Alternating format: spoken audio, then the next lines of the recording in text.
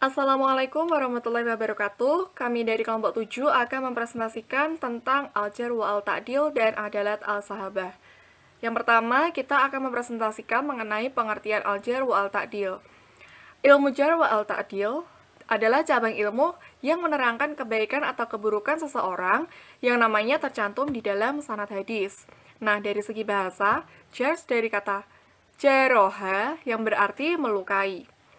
Nah, menurut ahli hadis, jar adalah mencela atau mengkritik perawi hadis. Nah, sedangkan takdil adalah memuji perawi hadis. Jadi, jar dan takdil ini adalah kebalikannya.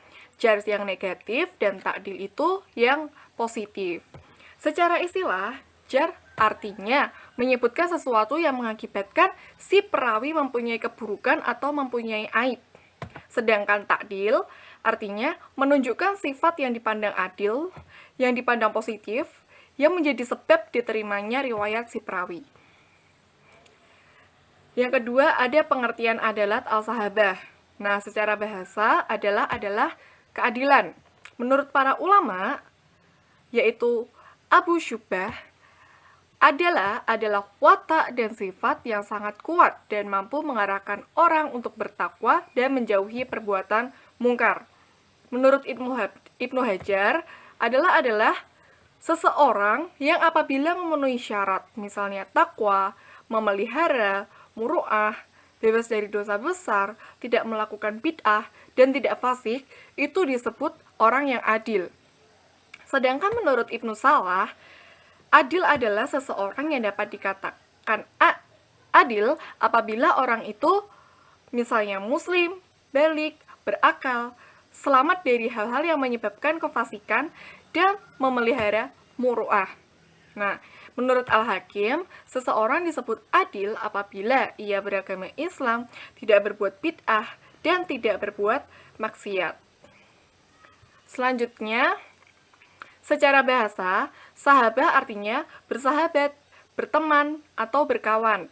Menurut ulama usul fikih, sahabah adalah orang yang lama bersahabat dengan Nabi SAW dan banyak duduk bersamanya dengan cara mengikuti dan mengambil hadis dari Nabi Muhammad SAW.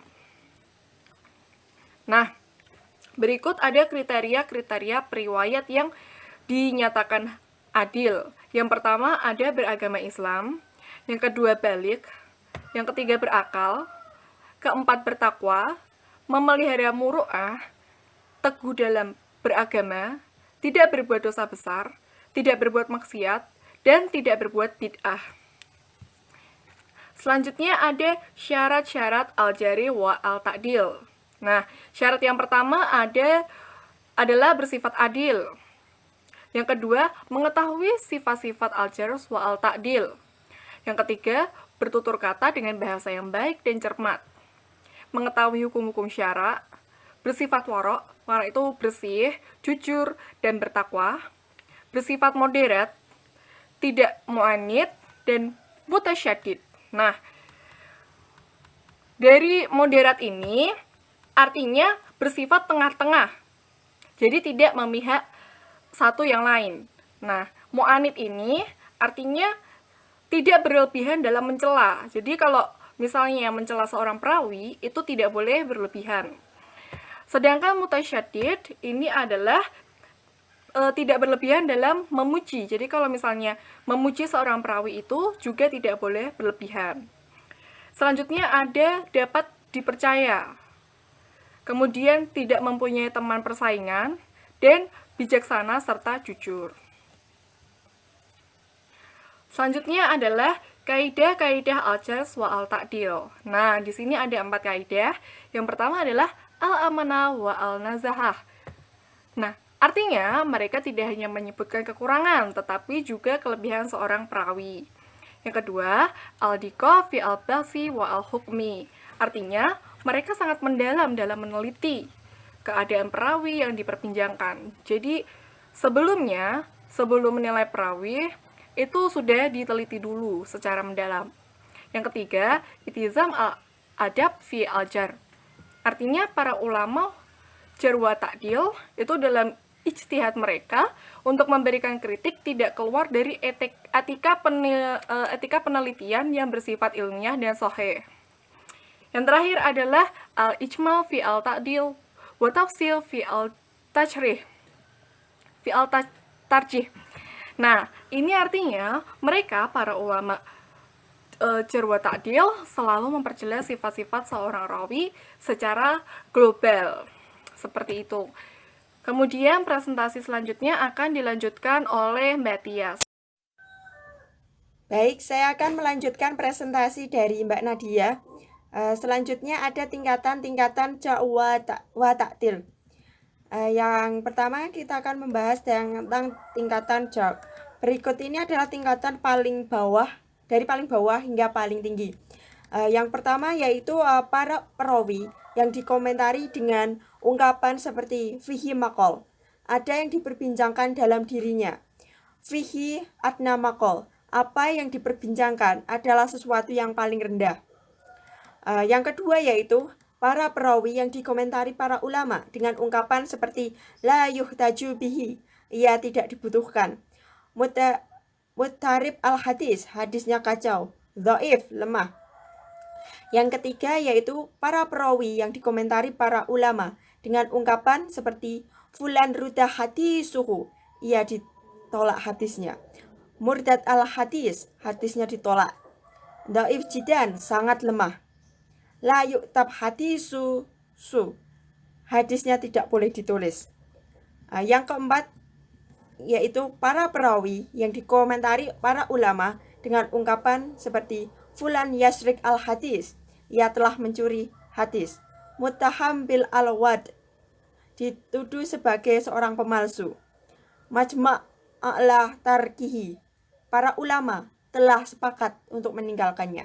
Halik, perawi yang binasa.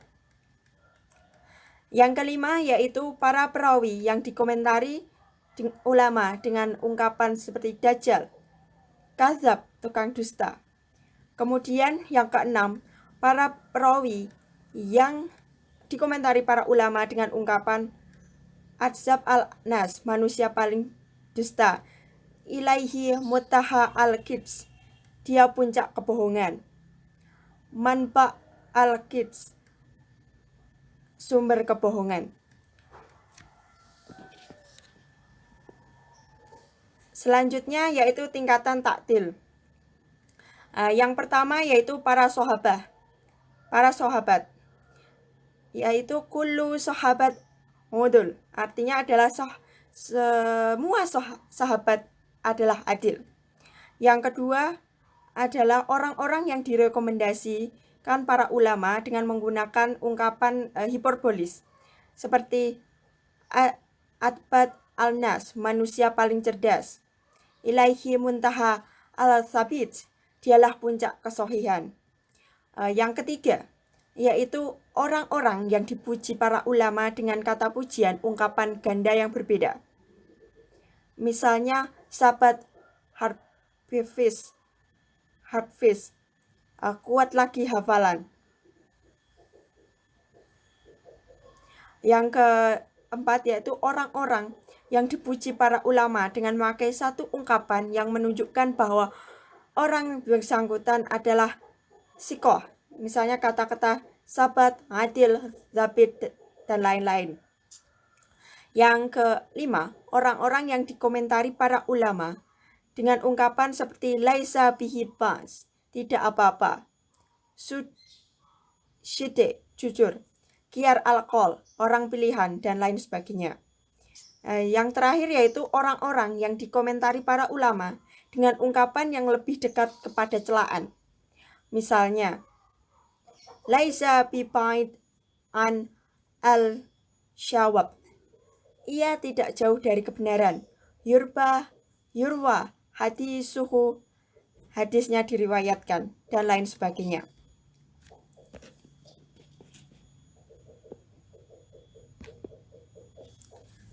Yang terakhir yaitu kontroversi tentang kaidah al-sohabah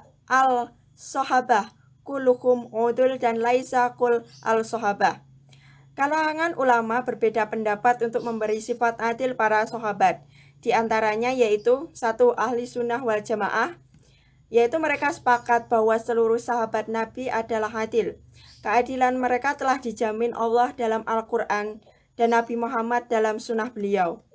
Karena itu tidak pernah dikritik dan dibahas lagi masalah keadilannya.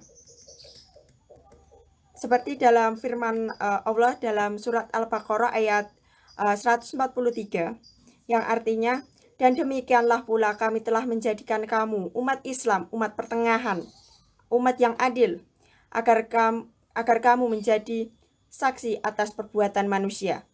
Yang kedua yaitu firman Allah dalam surat Al-Hasyr ayat 8, yaitu artinya yang berarti untuk orang-orang fakir yang berhijrah, yang terusir dari kampung halamannya dan meninggalkan harta bendanya demi mencari karunia dari Allah dan keridhoannya, dan demi menolong agama Allah dan Rasul-Nya, mereka itulah orang-orang yang benar. Kemudian Rasulullah meridai para sahabat tentang urusan melanjutkan amanah ilahiyah. Beliau melarang siapapun untuk mencela, mencaci para sahabat di saat mereka melakukan sebuah kesalahan dalam urusan agama.